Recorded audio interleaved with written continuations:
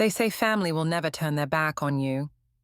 But the day I got a call from the wedding planner saying I'd been erased from my own brother's guest list, while they kept the $5,000 I'd paid, I knew I was walking into a war.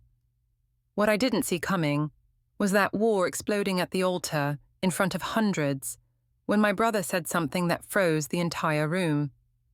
The mid-morning sun was beating down on the half-finished patio of my newest hotel when my phone buzzed in the pocket of my work jeans.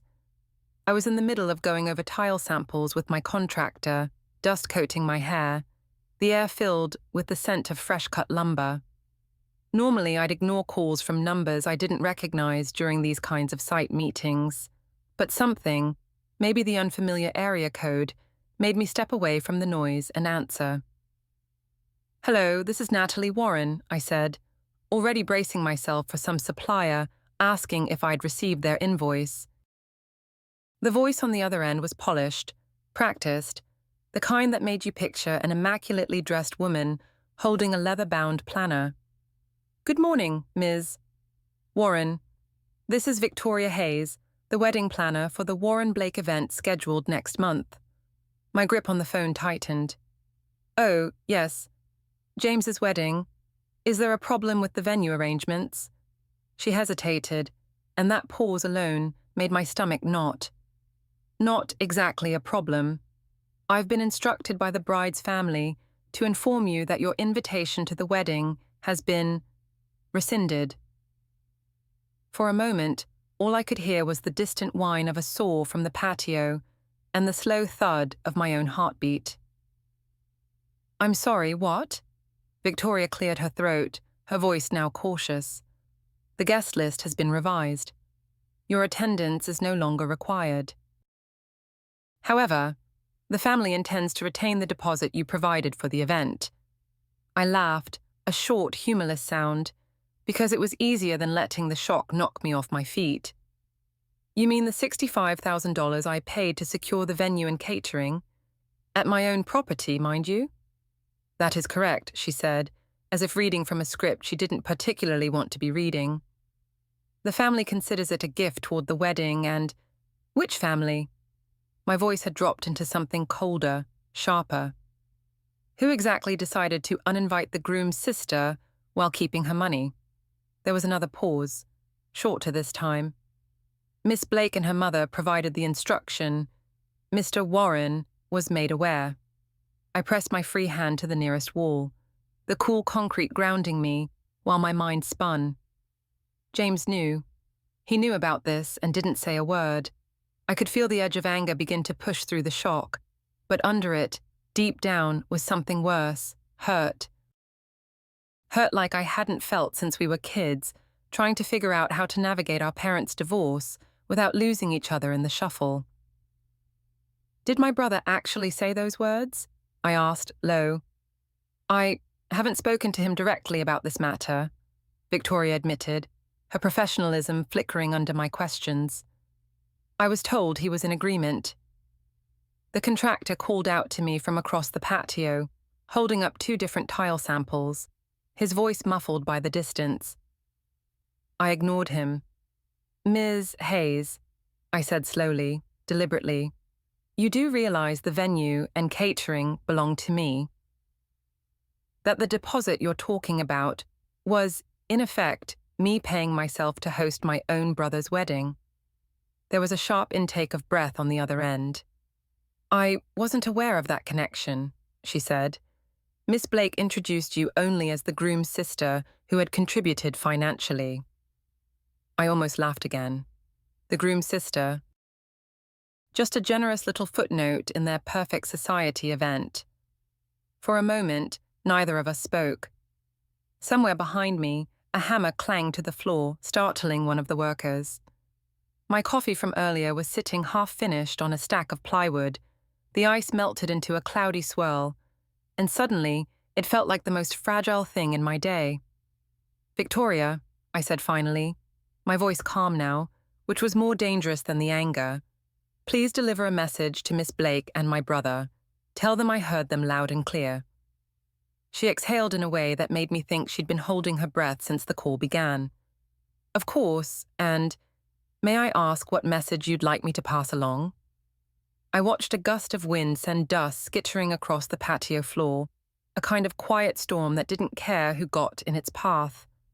Tell them, I said, that they may have just made the biggest mistake of their lives. I ended the call before she could respond. For a long minute, I just stood there, phone in hand, listening to the rhythm of the construction around me. It felt foreign now, like I'd stepped out of my own life into someone else's. Someone who had just learned her only sibling had traded their shared history for a seat at the wrong table. I didn't know yet what I was going to do, but I knew one thing for certain: this wasn't over. And when it was, they'd wish they'd never dialed my number that morning. The phone call didn't end so much as it echoed, bouncing off years I thought were set in concrete. By the time I slipped my phone back into my pocket, the heat on the patio felt like August in a kitchen with the oven door open, and all I wanted was air. Not the dusty kind that scratched your lungs, but the kind that tasted like cold metal and city rain. The kind we used to breathe when James and I sat on the fire escape outside Mom's apartment and guessed the lives of people in the windows across the alley. We were good at that, the two of us. We were good at a lot of things no one paid us for. Back then, the apartment was small enough that arguments didn't have to be loud to fill it. I learnt the patterns first, the way the clock hand hovered at 7:30 and Mom's jaw set hard, the way Dad's keys rattled, like he was already apologizing, as he opened the door and then remembered he wasn't going to. James was taller than me by exactly a head and a half, just enough that I could pretend his shoulder was a wall. The night they said the word divorce in front of us without whispering, he didn't move, he just let me lean. After Dad left, the silence didn't help us sleep.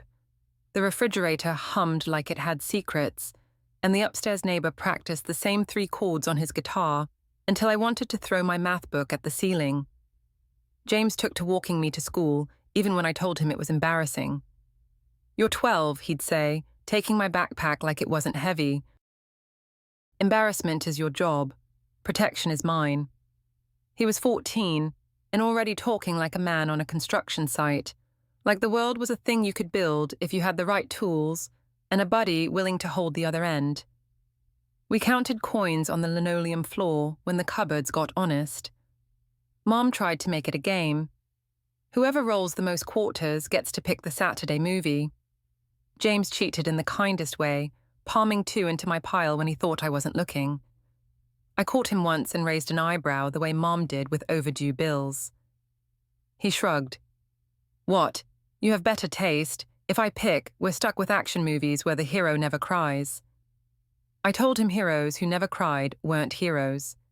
He clapped the paper roll closed with his thumb and said, "You're right. They're just lonely." On Sundays, when Dad remembered, or wanted to be seen remembering, we'd get picked up in a car that smelled like someone else's life. He took us to diners with chrome napkin holders and told the waiter, "They'll have pancakes," like he knew us. James let him. I didn't. I ordered eggs and asked about his new apartment and pretended not to notice when his eyes slid away. "We're good, Nat," James would say later, handing me half his sandwich on the bus ride back. "We've got the fire escape." And somehow that strip of metal outside our window became a country we owned, where secrets were lighter, where every problem shrank to the size of the pigeons that strutted below like they were paid to supervise us. When I got my first after-school job at the diner on Maple, I smelled like onions and coffee even on my days off. James didn't tease me. He just started showing up at closing to walk me home, hands jammed in the pockets of a jacket he'd outgrown the winter before. He'd tell me about stocking shelves and the way the manager counted boxes like they were soldiers. "Someday, I won't count anybody's boxes," he'd say, and then he'd grin, sheepish because he had told the truth out loud. "Someday, I'll run the whole site." We made lists on the fire escape, like it was a planning table in a war room.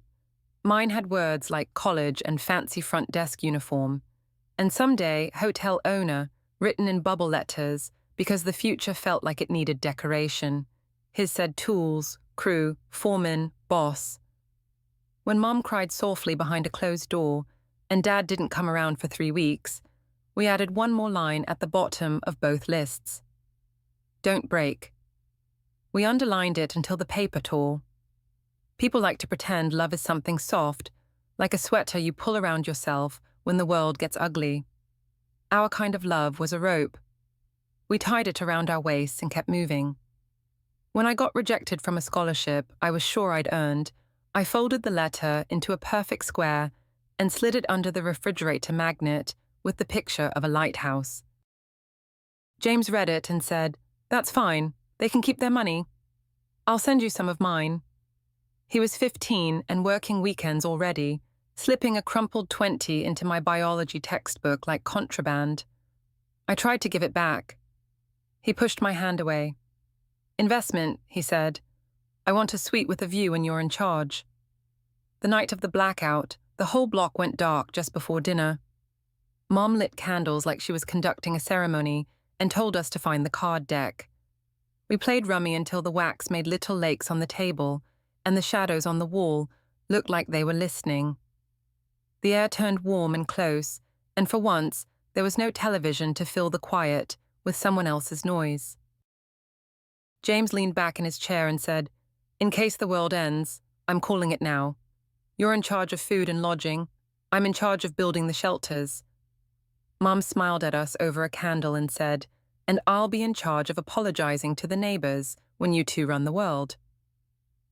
Later, when the light snapped back to life and the refrigerator sighed with relief, I caught James looking almost disappointed. "It's easier," he said, "when it's just the three of us and a deck of cards." I nodded. "It's quieter." There were bruises we didn't talk about, the kind you get from learning too early that grown-ups can love you and fail you in the same sentence. But there were brightnesses too. The morning I picked up my first hotel badge, a cheap plastic thing with my name printed crooked, James made me pose like a movie star and insisted on taking 3 photos, even though the phone he'd saved for months to buy could barely hold a charge. "First hotel," he said, almost reverent. "First step." He showed up at the lobby 2 days later in his best clean shirt just to watch me check in a guest. He stood behind a plant like a kid spying on Santa. "You looked like you belonged there," he said afterward, "like you were already the boss." I felt that, the way the carpet swallowed sound, the way people leaned in when I spoke. The rope around our waists tugged a little looser. We were moving. It didn't happen all at once, but the day came when my suit jacket hung right, and the manager handed me a set of keys and said the word supervisor, like it meant more than a pay bump. I called James from the break room and cried for 5 entire minutes before I could say anything. He didn't laugh. He drove across town after his shift, grease under his fingernails, hair stiff with sawdust, and brought me a gas station cupcake with 1 candle. We ate it sitting on the curb. "One day," he said through icing, "you'll buy the building." I nodded, because the future didn't feel like a joke when he said it. Mom tried in her way. She took classes at night, typed with 2 fingers, learned to say words like spreadsheet and client call without flinching. She was always tired and sometimes brittle, but there were afternoons she'd sit on the edge of my bed and listen to me practice a customer service script like she was at a Broadway show. "If anyone can ask for what she needs without apologizing," she said, tucking my hair behind my ear, "it's you." James stood in the doorway, arms crossed, and added, "And if anyone can make sure she gets it, it's me." It was a chorus we didn't know we'd need later. The summer I took out my first small business loan, the banker's smile said he didn't expect me to understand the fine print. I brought James to the meeting, not because he knew the language, but because he knew me. When the banker tried to upsell insurance I didn't need, James cleared his throat just once, a quiet warning that landed. Afterward, on the sidewalk, he said, "You don't need me in there." I hooked my arm through his anyway. "I don't," I said, "but I like how they behave when you are." We failed too. The first boutique property I tried to manage almost ate me whole. Plumbing that cried like a tired baby, a front desk computer that crashed every hour. A guest who wrote a review so savage I printed it and taped it to my refrigerator as a dare. I called James at 2 in the morning once, half hysterical over a burst pipe that turned the lobby into a wading pool. He drove 3 hours from a site upstate and arrived at dawn with coffee, 3 towels, and a grin like he'd been invited to a party. "Consider this my contribution to the empire," he said, rolling up his sleeves. We worked until noon, soaking wet and giddy. When the plumber finally showed, James clapped me on the shoulder. "I told you," he said, "you belong in a lobby with your name on it." Maybe that's why the call at the construction site hit me like a body blow. It wasn't just the audacity of being uninvited. It was the betrayal of a narrative we'd written together. 2 kids on a fire escape, promising each other the kind of safety you don't get from locks or alarms. The line we underlined on every list had been simple: don't break. Standing there with dust on my boots and $65,000 held hostage in a ceremony built on a lie, I felt something hairline and terrifying split down the middle of that promise.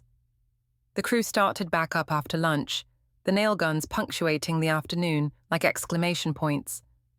I wandered into the shade of a shipping container we were using as temporary storage, shut the door, and let my forehead rest against the cool, corrugated metal. Another memory arrived, uninvited and whole. The night before my college graduation, James sat cross-legged on my dorm room floor, assembling a wobbly IKEA shelf I'd bought with my last 20. He kept losing the tiny Allen wrench, cursing under his breath, and I kept reading the step-by-step like it was a foreign language. When we finally got the last shelf in place, he sat back and looked at me the way you look at a building that didn't exist yesterday. "We only have each other," he said, the old line made new by the weight of caps and gowns and rent payments. "No matter what happens, I've got you." The storage door rattled, and someone called my name. I straightened, wiped my palms on my jeans, and opened it a crack. My site foreman, Jorge, squinted at me. "Tile decision?" he asked, as if the world hadn't tilted.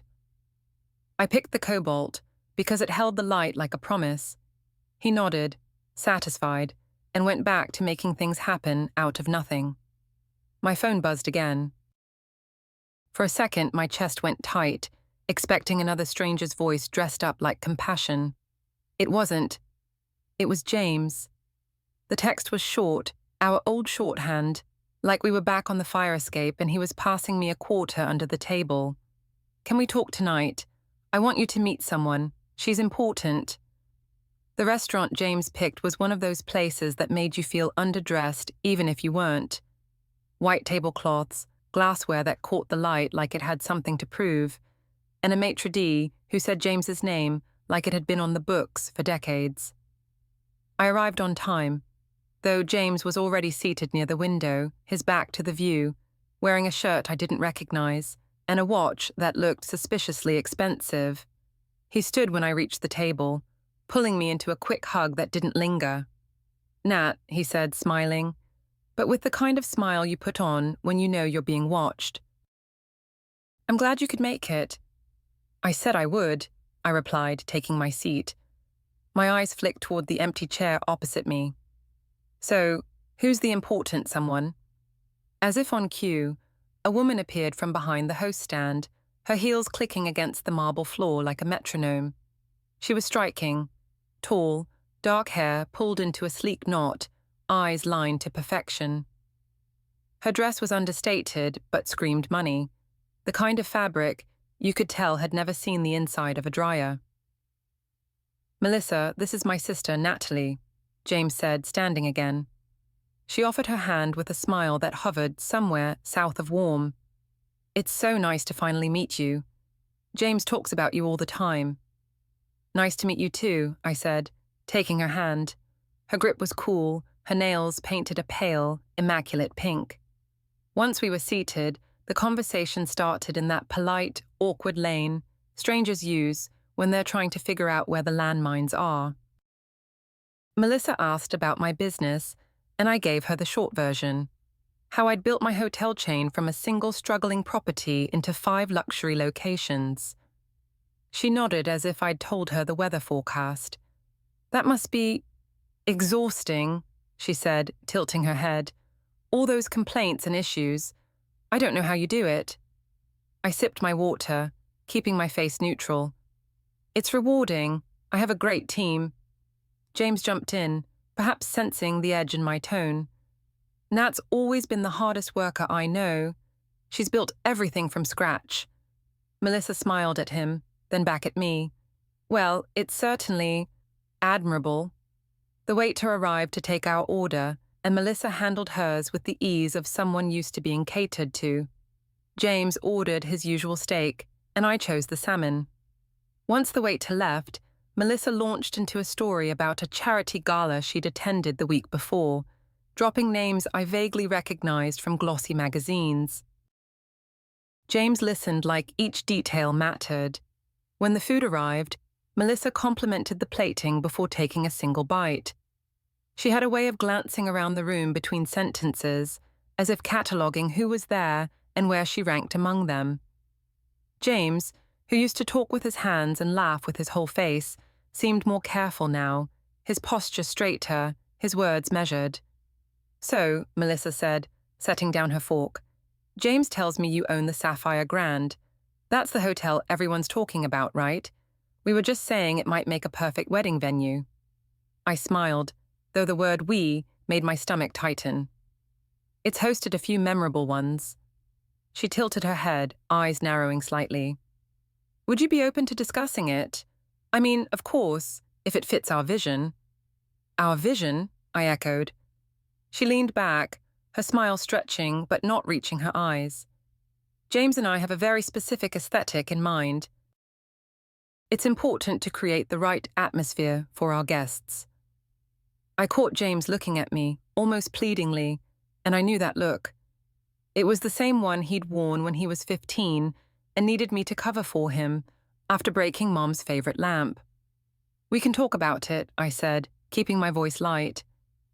Melissa's smile sharpened, and she turned the conversation back to the gala, as if a box had been ticked. The rest of dinner passed in a blur of polite exchanges and subtle barbs. I wasn't sure she even realized she was delivering. When the check came, James reached for it automatically, but Melissa slid her card across the table before he could move. I've got this, she said, almost triumphant. Outside, the night air was cool, a relief after the restaurant's warm, perfumed air. James hugged me quickly. Thanks for coming. She wanted to meet you. I can see why, I said, watching Melissa step into a waiting town car, her profile lit briefly by the street lamp before she disappeared inside. James followed my gaze. She's different, he said softly. I looked at him, the boy from the fire escape still there in his eyes, but buried under layers I didn't recognize. Yeah, I said, she is. He glanced down the street where the car had gone, then back at me, his jaw tightening. Just keep an open mind, okay? I'll try, I said, though my mind was already closing around the unease curling in my chest. What I didn't tell him then was that something about Melissa's smile made me feel like she was already planning a game, and I wasn't sure whether James knew he was a piece or a prize. The call came late on a Thursday night. I was half asleep on the couch, an old movie flickering in black and white on the TV, when my phone buzzed with James's name. There was a kind of breathless excitement in his voice that instantly sat me upright. Nat, she said yes, he blurted before I could even get a word out. I didn't have to ask who. I could hear it in the way he said it, like the name was built into the sentence. That's... Wow, I said, smiling despite myself. Tell me everything. He launched into the story like a kid with a secret too big to hold in.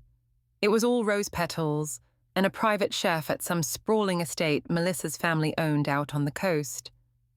He'd hidden the ring in a champagne flute, a 4-carat diamond that, by the sound of it, had cost him half a year's salary. She cried, he said, almost reverently. I've never seen her cry before. I could picture it. Melissa in some shimmering dress, the ocean behind her, James kneeling in the sand like every rom-com hero who'd ever been told this was what women dreamed of. I swallowed the knot in my throat and pushed for practicals. So, have you set a date?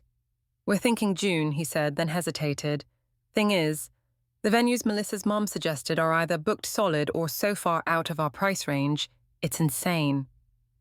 It was a problem I could solve without even thinking. What about the Sapphire Grand? I said. It's perfect that time of year. The garden will be in full bloom. I'll make sure you get the best suite, the ballroom, whatever you want. There was a pause, and in it I heard the same hesitation that had started creeping into his voice whenever I offered something. Melissa's never been there, he said finally. She had her heart set on the Rosewood or the Peninsula. I kept my tone even. The Grand's been rated above both of those. And James, it's your sister's place. You'd have priority on everything. Another pause, then a reluctant, okay, I'll talk to her. 3 days later, he called back with a half-victory. Melissa would consider the Sapphire Grand, if she could see it first. And she had concerns about the catering. Her mom knows a couple of celebrity chefs, he said, almost apologetically. Tell her elite catering can match whatever menu she's dreaming of, I said. We've got 2 Michelin-trained chefs on staff. The day of the tour, I made sure everything was flawless. Anthony, my manager, was in his best suit. The bridal suite had been staged with fresh orchids, and the ballroom gleamed. Melissa and her mother arrived in a sweep of perfume and critical eyes, scanning the place like appraisers. It's adequate, Eleanor finally said, as if the word might stain her teeth. But the color scheme is all wrong. Melissa nodded, lips pursed. We'd need to reupholster the chairs and replace the draperies. I blinked. We can add covers and accents to match your palette, of course, but full reupholstery of 200 chairs isn't really necessary. Melissa's smile turned thin. Mother, maybe we should just keep looking. James gave me that pleading look again, and I forced a smile. Why don't you show me your Pinterest board, Melissa? I'm sure we can find ways to make it exactly what you want. That cracked the door open, and for the next hour she painted a picture of a wedding so elaborate it could have doubled as a royal coronation. Imported flowers, a 10-tier cake, a champagne fountain. Anthony slipped me a preliminary cost sheet, and I saw James's face pale at the number. Even with my owner's discount, we were looking at over $100,000. And then, in a moment, I would come to revisit over and over. I heard myself say it. As my gift to you both, I'd like to cover the venue and catering deposit, $65,000 toward your day. James's head snapped towards me. Nat, that's... Melissa's voice slid right over his. That's incredibly generous. We accept. Even for me, $65,000 wasn't pocket change. It was months of profit from one of my best properties. But I told myself it was worth it, to support my brother, to maybe build a bridge with Melissa and her family. James hugged me in the lobby afterward, his arms tight but his voice quiet. You didn't have to do that. I know, I said, but I wanted to. Melissa was already halfway to the car, phone in hand, smiling in a way that made it hard to tell if she was happy about the wedding or the savings. As I watched them leave, James catching up to her with that slightly hunched walk he'd picked up lately, I told myself this was what family did. You stepped in, you made it possible, you gave more than you thought you should. It wasn't until much later that I'd realize giving was the easy part. It was what they did with the gift that would hurt the most. It started small, so small I almost convinced myself I was imagining it. A group text went out from Melissa about the bridal shower plans, or so I heard from my cousin Dana, who chirped about how excited she was to attend. My phone had no such message. I told myself maybe Melissa assumed I was too busy, that I'd get an invitation separately. A week later, photos popped up on social media. James in a tailored suit, Melissa in a pale blue dress, their hands intertwined against the backdrop of the botanical gardens. The caption, "Engagement shoot vibes." The comments were full of congratulations and heart emojis. I stared at the screen longer than I should have, wondering why no one had thought to mention there was an engagement shoot at all. At first, I tried to justify it. Maybe it had been last minute. Maybe Melissa was trying to keep the guest list for certain events tight. But when I scrolled through the tagged photos, I saw them posing with both families. Melissa's parents, her cousins, even James's friends from high school. The only sibling in those pictures was missing. Me. I called James that evening.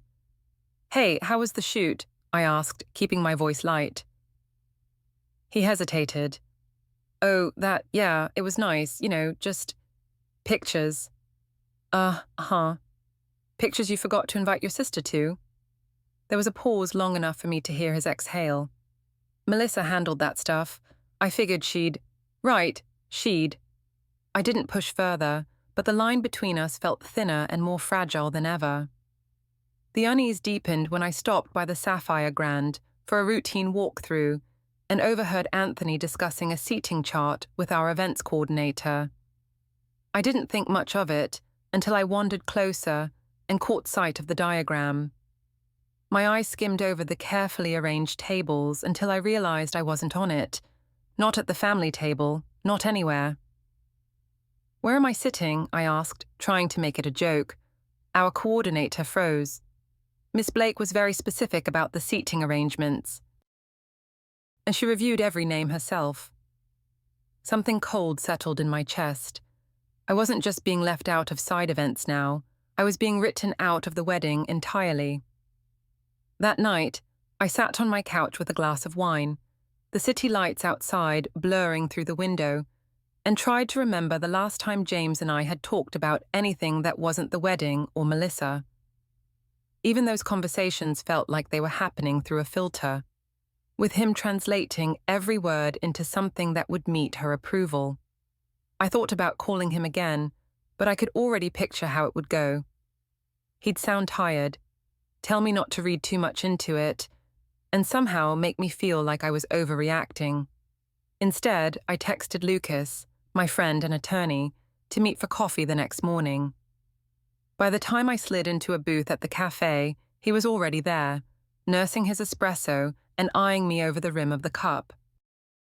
"You look like someone who's about to ask me if emotional sabotage counts as grounds for litigation." "Close," I said, wrapping my hands around my mug. "Tell me, hypothetically, what happens if you give someone a substantial financial gift toward an event, and then they decide you're not welcome at said event?" Lucas raised an eyebrow. "Hypothetically, I'd ask if there's a written agreement." I shook my head. "It was a gift, but the venue, the catering, those are my businesses, all booked under a standard client contract." He set his cup down, a slow smile forming. "Well, that changes things, because hypothetically, if the client violates certain terms, you could cancel the event." The idea was like a match struck in a dark room. Dangerous but illuminating. I wasn't ready to light the fuse, not yet, but for the first time in weeks, I felt a flicker of control in a situation that had been steadily stripping it away from me. Back at the hotel that afternoon, I caught sight of Melissa breezing through the lobby with her mother. They didn't see me, or maybe they did and simply didn't care. I watched them disappear into the elevator, heads close together in whispered conversation, and wondered if they were finalizing the last steps to erase me completely. It occurred to me then that erasure wasn't always loud. Sometimes it was quiet and deliberate, the way a photo editor crops a picture so cleanly you'd never know someone else had been there at all. And the worst part, I had paid for the camera, the film, and the frame. The phone in my pocket buzzed. It was an unknown number, but something told me to answer. A woman's voice, crisp and professional, came through the line. "Ms. Warren, this is Victoria Hayes, the wedding planner for the Warren Blake event. I have an update regarding your role in the wedding. Miss Warren."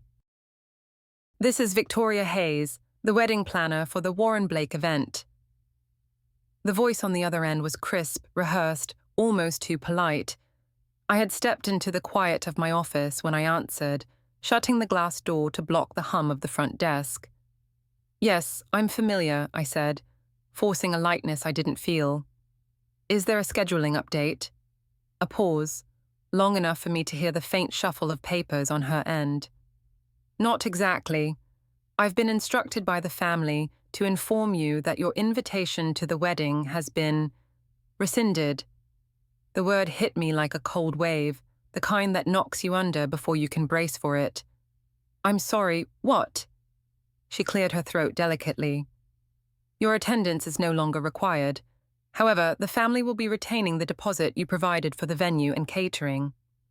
I sat back in my chair, the leather creaking under the sudden shift in my weight. "The $65,000 I paid toward the wedding?" "Yes," she said, her voice taking on that careful, neutral tone people use when they know they're delivering bad news and want to keep themselves out of it. "I was told it was presented as a gift." I let out a short laugh, more out of disbelief than humor. "A gift, huh? Who told you that?" There was another pause, shorter this time. "Miss Blake and her mother. They also mentioned that Mr. Warren was aware." The name landed like a stone in my chest. "James, aware." My brother, the same person who used to split his lunch sandwich with me so I wouldn't go hungry, had apparently nodded along to the idea of cutting me out while keeping my money. "And did my brother say these words to you directly?" I asked, my voice low now, edged with something sharp. "No," Victoria admitted. "The instruction came from Miss Blake. But she assured me he was in agreement." The hum of the hotel lobby felt far away, muffled by the thud of my pulse in my ears. I stood, pacing toward the wide window overlooking the street below. A couple walked past, hand in hand, their laughter faint through the glass. The normalcy of it was almost insulting.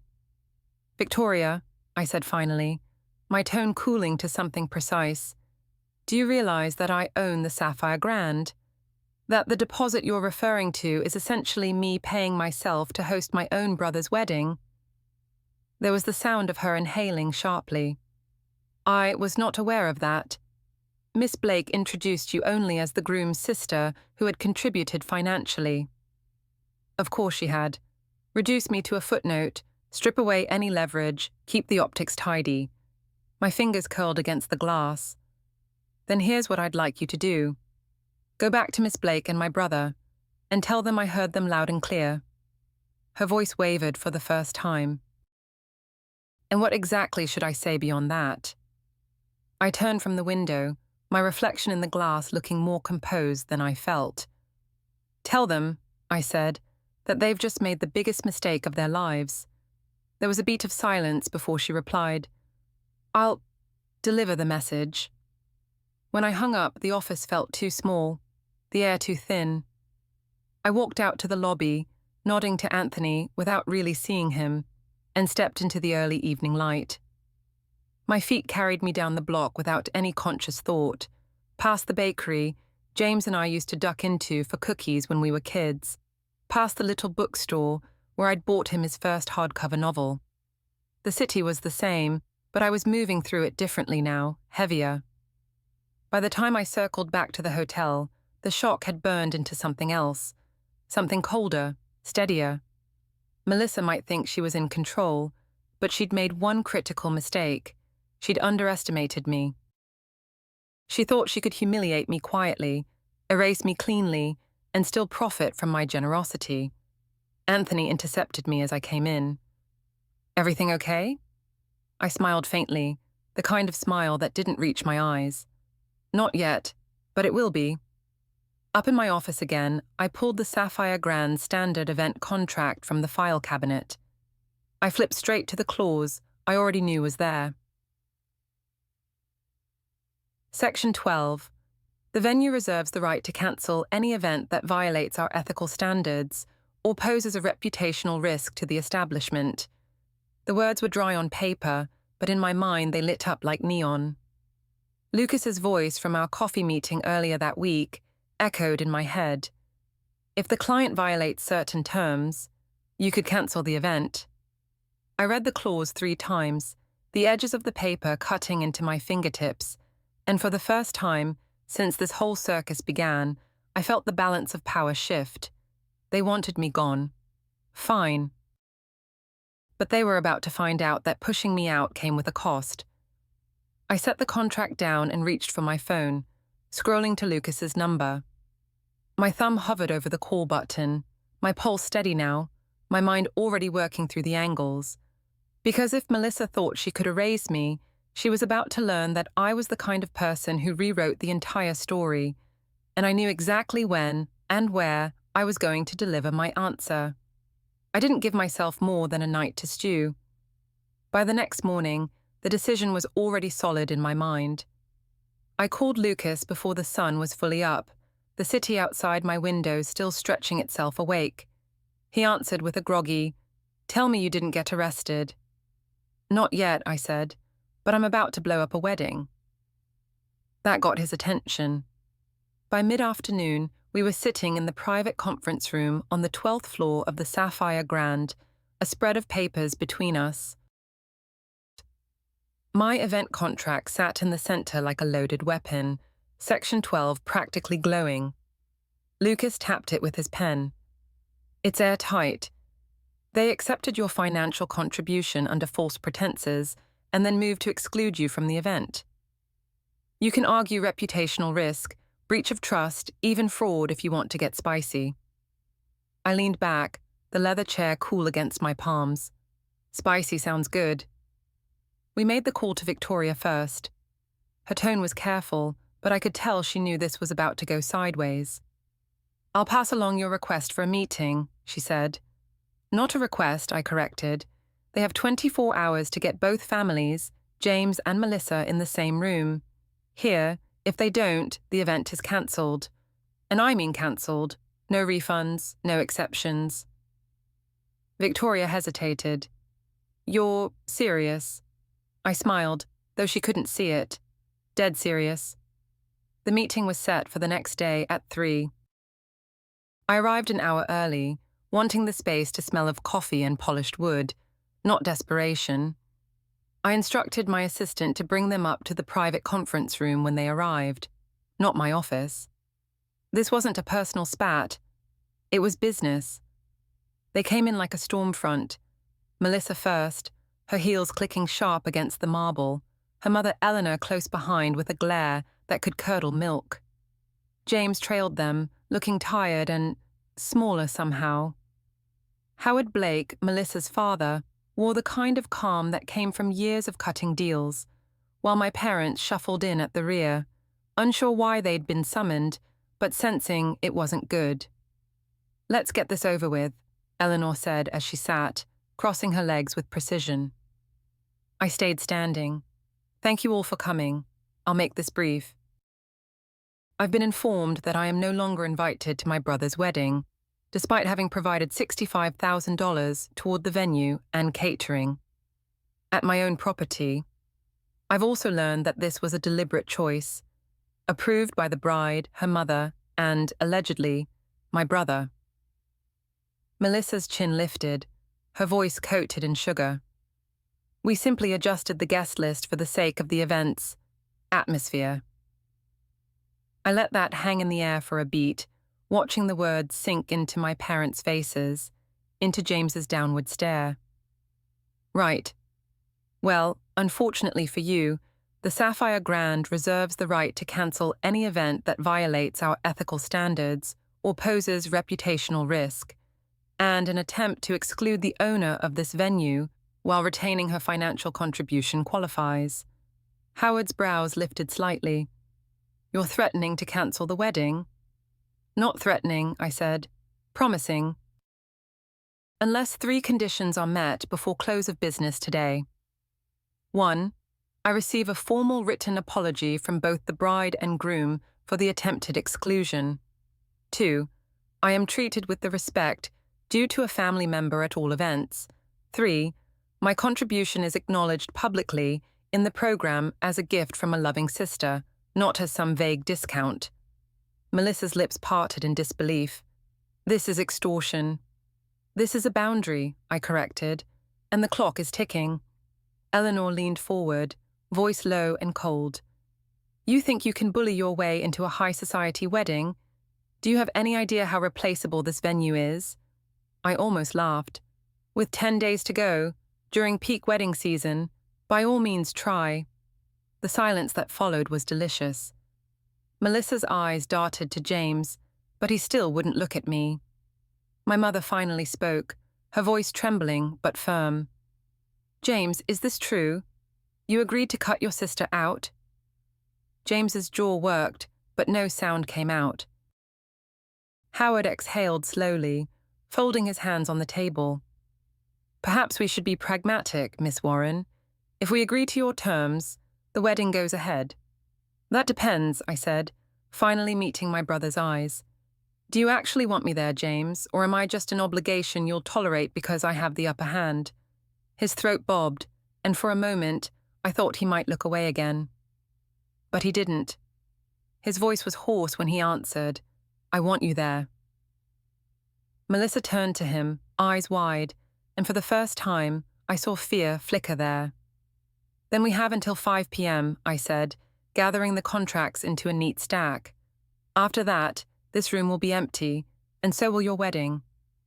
And as I watched them file out, their faces a mix of anger, calculation, and something that looked a lot like defeat, I knew the real fireworks were still coming, because the next move would be theirs, and I was ready for war. The email came just before noon the next day. No subject line, just a PDF attachment titled apologyletter.pdf. I opened it on my phone while standing in the back hallway of the Grand, the hum of the industrial fridge filling the silence. James's portion was first. Hand-typed, uneven margins, no frills. It read like him, direct, a little clumsy, but sincere enough that I could almost hear his voice in the words. Melissa's followed, polished and sterile, the kind of apology that had clearly been combed over by someone's legal team. Every sentence felt like it had been built from the safest, most non-committal bricks possible. But it was technically an apology, and technically, that was all I demanded. Lucas had told me not to expect miracles. You set terms, they met them. That's the win. Don't waste energy reading for emotion where there isn't any. Still, I couldn't help but feel the sharp edge of disappointment as I saved the file and sent a copy to my assistant for our records. The next 48 hours were a tense dance between two camps forced into proximity. My team worked overtime, executing every detail of Melissa's grand vision with the precision I demanded from them, not for her sake, but for the reputation of my business. Fresh orchids were flown in from Hawaii. The ballroom chairs were draped in custom covers that matched the exact shade of ivory she'd insisted upon. The catering staff rehearsed the champagne pour until it was flawless. James came by twice during those days. The first time, he lingered in the doorway of my office, like a man not sure he was welcome. Thanks for letting it go, he said. I didn't let it go, I corrected, looking up from the event schedule. I made sure my boundaries were respected. That's different. His mouth twitched in a ghost of a smile. Still, I know this hasn't been easy. Easy wasn't the word for it. It was a battlefield where no one was allowed to bleed. I nodded toward the door. You should get back to your fiancé. I'm sure she has 100 things she wants you to approve of. The second time, he was more relaxed. He told me the tux fittings were done, that Howard had been impressed with the wine list, that Eleanor had finally stopped threatening to switch venues. I listened, storing away the subtle cracks in his tone when he mentioned Melissa. There were no outright complaints, but his voice softened when he talked about moments away from the wedding chaos, grabbing a burger alone after a long day, watching the game with a friend who didn't ask about seating charts. By Friday night, the truce was holding, at least on the surface. I attended the final vendor walkthrough with Victoria, who seemed almost relieved to treat me as a client rather than an obstacle. Everything is on track, she assured me, as we stood at the back of the ballroom. I think we can all breathe a little easier now. I wanted to believe her. And for a moment, looking out at the flicker of test candles, the gleam of polished silverware, I almost did. The rehearsal dinner was the next big hurdle. Melissa had picked one of the city's oldest private dining rooms, all mahogany paneling and white-jacketed servers. When I arrived, heads turned, not in hostility exactly, but with the charged awareness that comes when a player returns to the game after nearly being ejected. James met me near the entrance, kissed my cheek, and led me to a seat close to the head table. Melissa didn't rise to greet me, but she smiled tightly when our eyes met. Eleanor avoided me entirely, which I considered a small mercy. Howard, on the other hand, approached mid-meal with a handshake and a surprisingly direct apology. "I respect someone who stands their ground," he said. "Business or personal, it's all about knowing your value." For most of the evening, I played my part.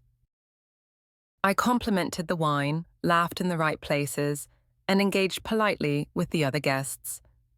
But I noticed the moments when Melissa's smile dimmed, when she whispered instructions to the servers, when she glanced at James as though willing him to perform some unspoken role. After dessert, I stepped outside onto the terrace for some air. The city was warm and alive below, traffic humming like a steady current. James found me there, leaning against the railing. "You look beautiful tonight," he said. I smiled faintly. "You don't look too bad yourself." He joined me at the railing, the silence between us, for once, comfortable. "Do you remember when we used to sit on the fire escape and make lists of what we wanted our lives to look like?" "Sure," I said. "You wanted to run a construction crew. I wanted a little bed and breakfast with a garden." He chuckled, but it faded quickly. Sometimes I wonder how I ended up here instead. I turned to study his face, but he was staring down at the street. "Is everything okay?" He hesitated, then sighed. "I don't know. Lately it feels like I'm performing in someone else's play, and I don't remember auditioning." The admission hung there between us, heavy and fragile. I thought about pushing him, about asking the questions that had been clawing at me for weeks. But before I could, the dining room doors opened, and Melissa's voice cut across the terrace. "There you are," she called, her tone light but her eyes sharp. "The Harringtons are leaving. You should say goodbye." James straightened immediately. "I should go," he said. "Of course," I murmured. He paused before stepping inside, glancing back at me with something unreadable in his expression.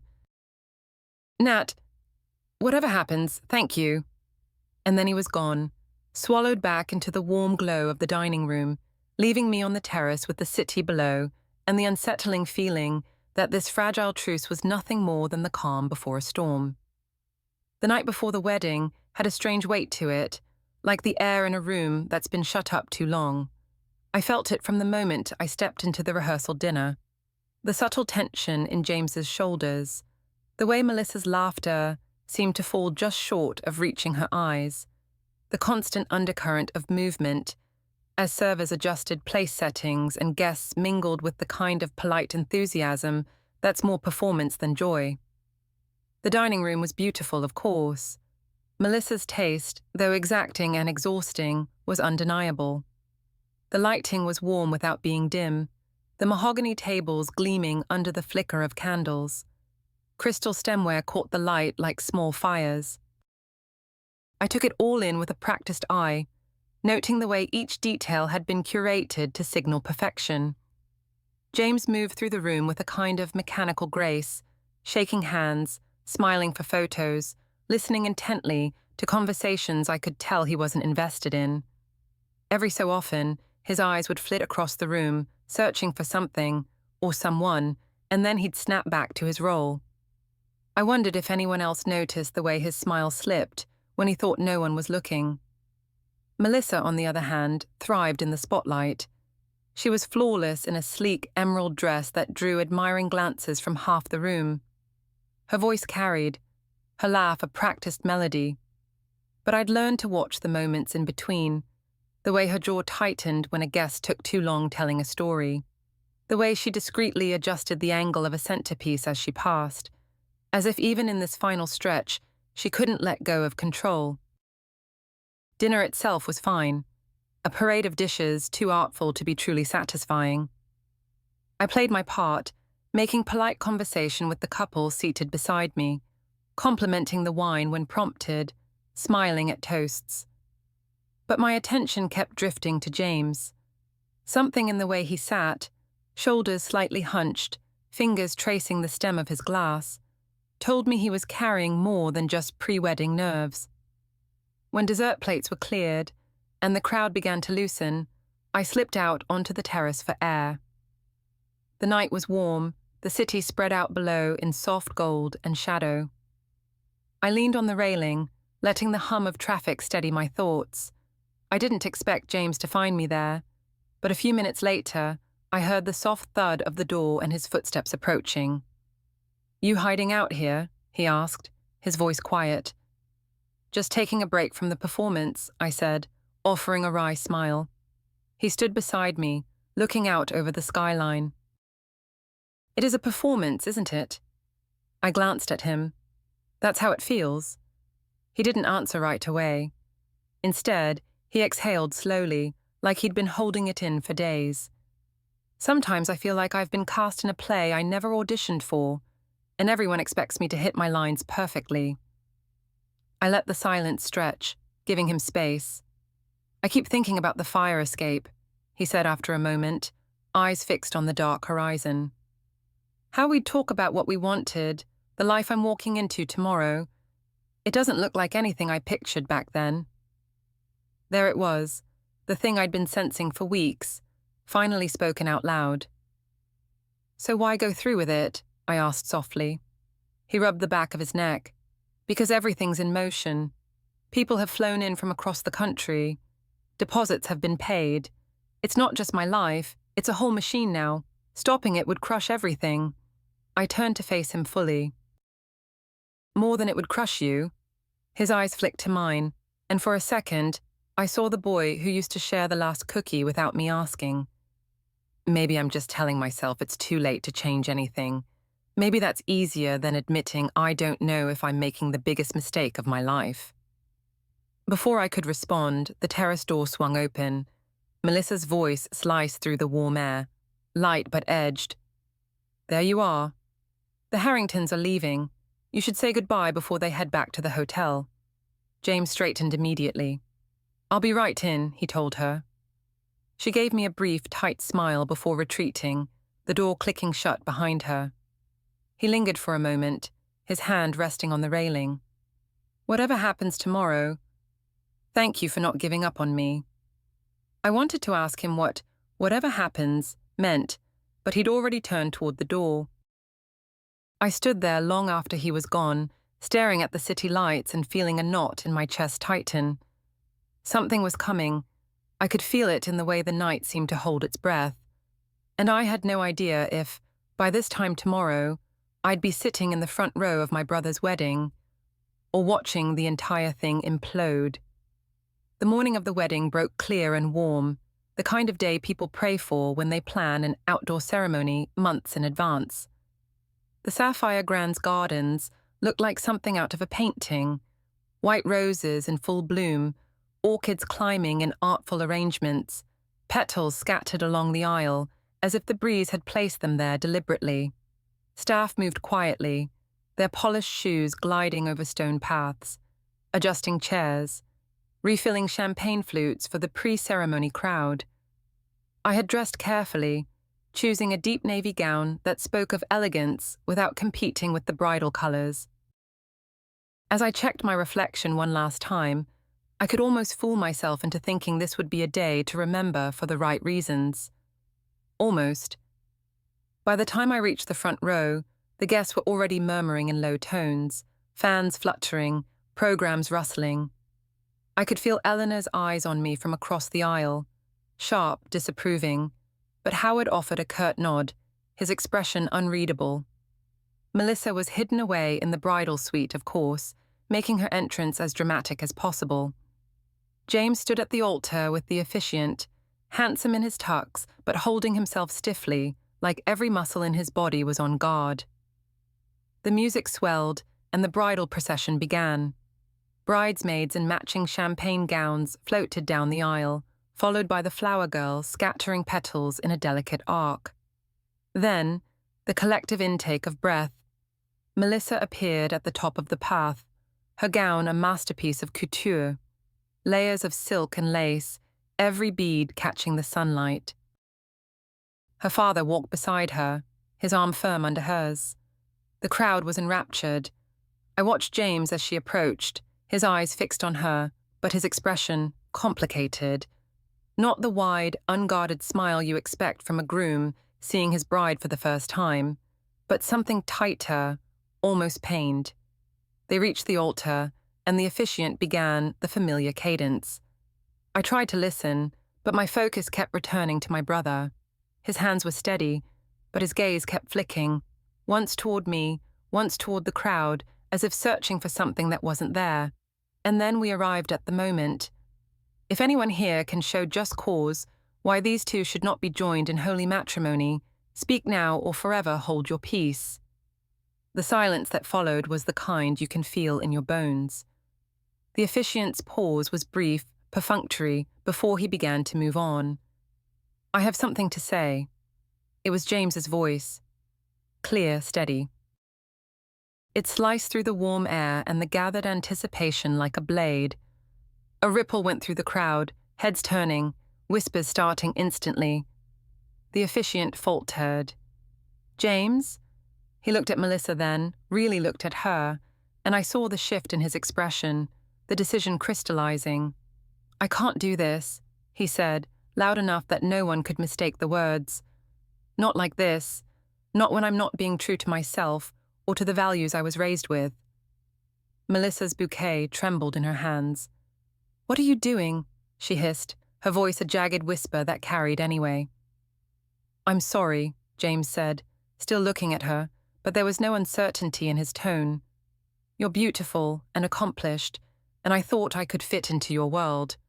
But in the process, I nearly lost the person who has always been there for me."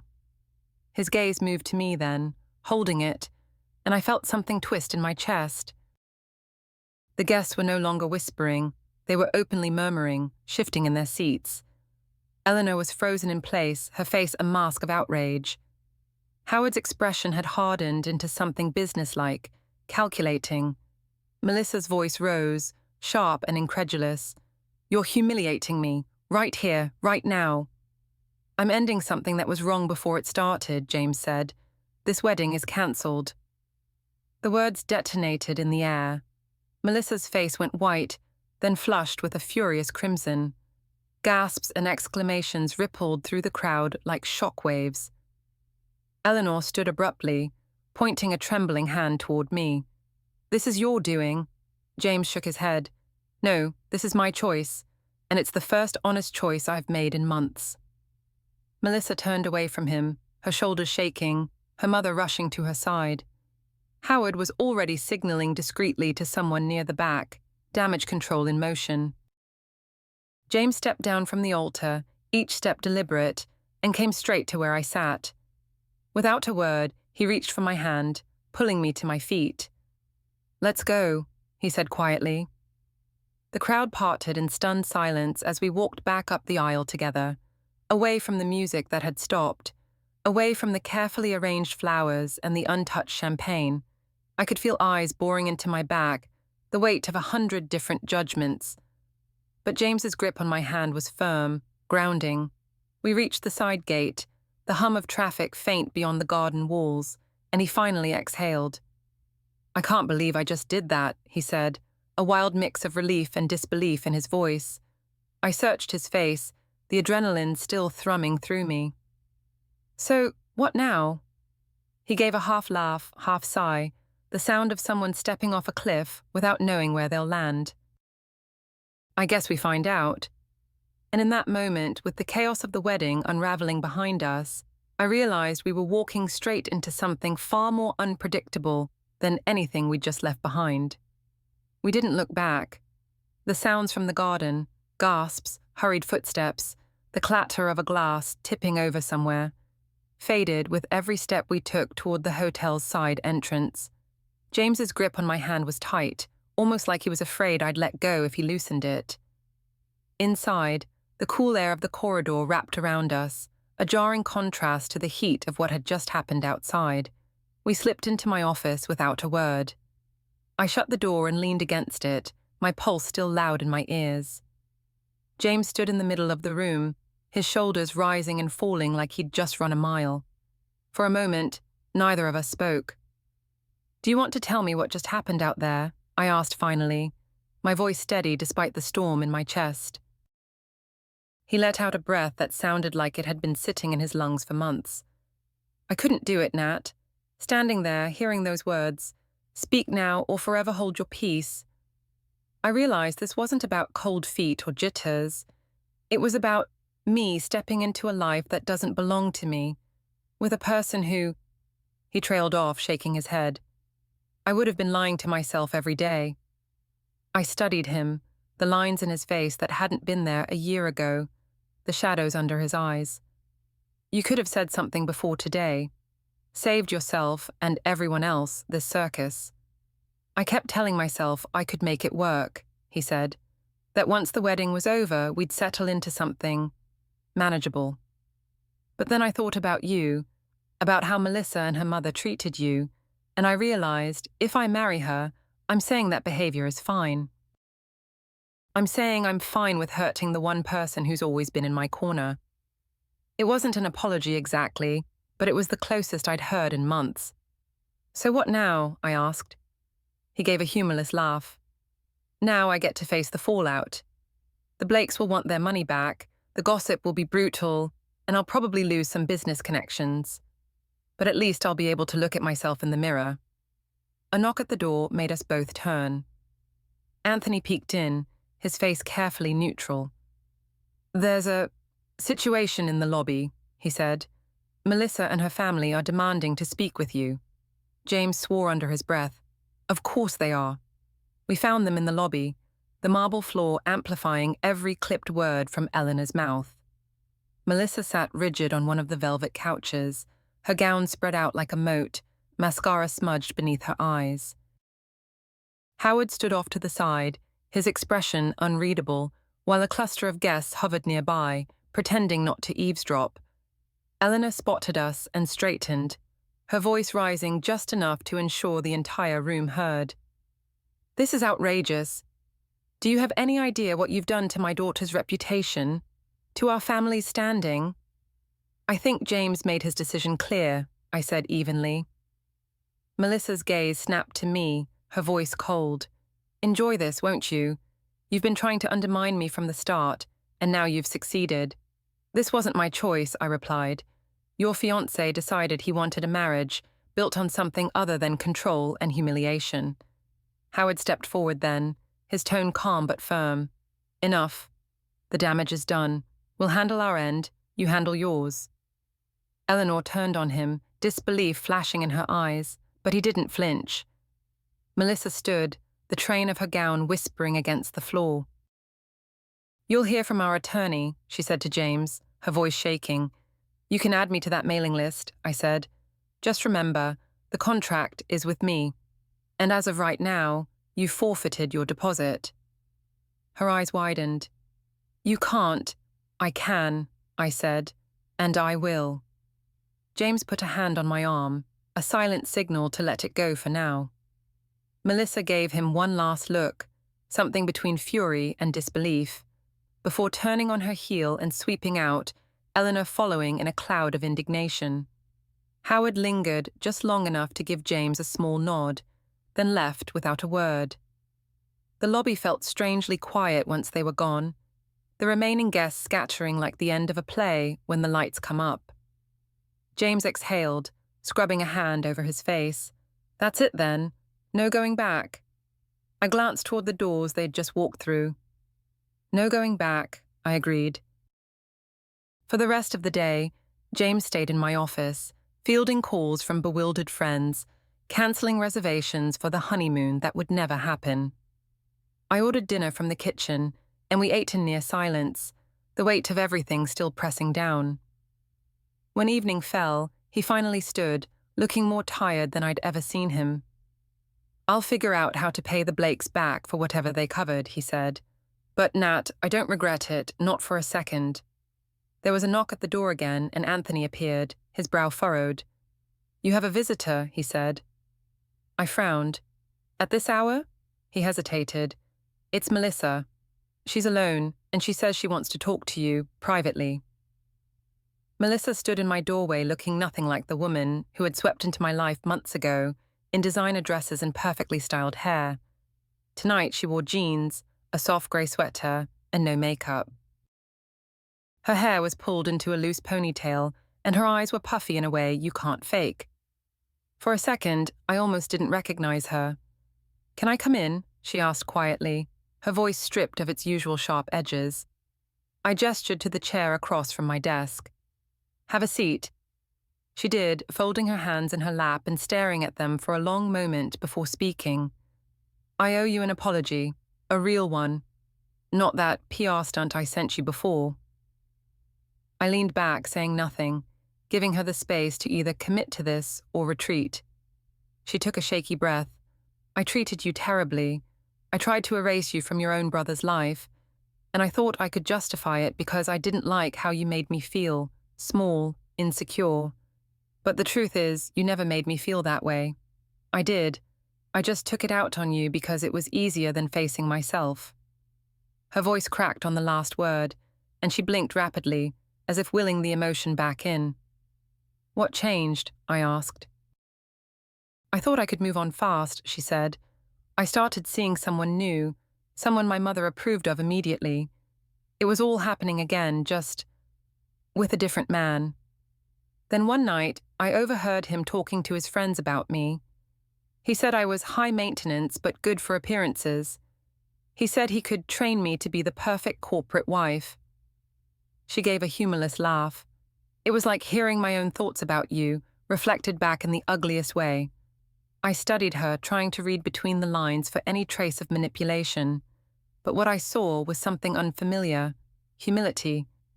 Melissa reached into her bag and pulled out an envelope. She slid it across the desk. "It's a cashier's check, $65,000. You should have had it back the day the wedding was cancelled.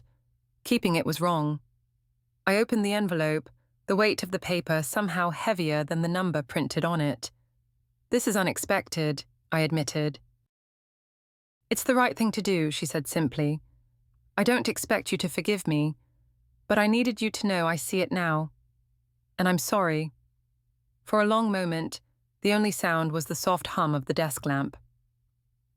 "I appreciate the apology," I said finally. "And the money." She nodded, stood, and paused at the door. "Tell James—" "No, don't. He deserves to be happy without me showing up in his life again." When she left, the room felt oddly still. I stared at the check for a while before tucking it into my desk drawer, already knowing what I'd do with it.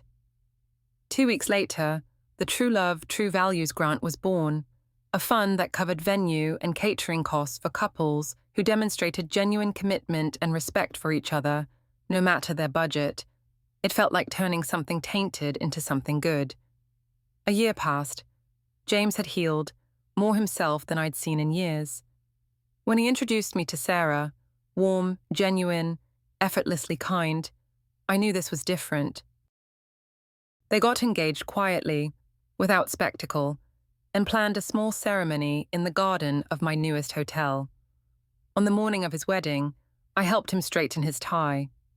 "You saved me," he said softly, "not just from marrying the wrong person, but from forgetting who I am." "That's what family does," I told him, my voice catching just a little. The ceremony was simple and perfect. No theatrics, no staged glamour, just joy. As I watched James and Sarah say their vows, I felt something settle inside me. We'd both come full circle, back to what mattered. After the reception, I slipped into my office to grab the gift I'd prepared for them. On my desk, waiting where I hadn't left it, was a plain white envelope with my name written in looping handwriting I recognized instantly, Melissa's, and inside, just one sentence: There's more you don't know about that day. Before you go, I want to hear from you. What would you have done if you were in my shoes? Drop your thoughts in the comments. I read every single one. And if you don't want to miss the next twist-filled story, hit that subscribe button and join me here for more true-to-life drama you won't forget. Your next favorite story is just one click away.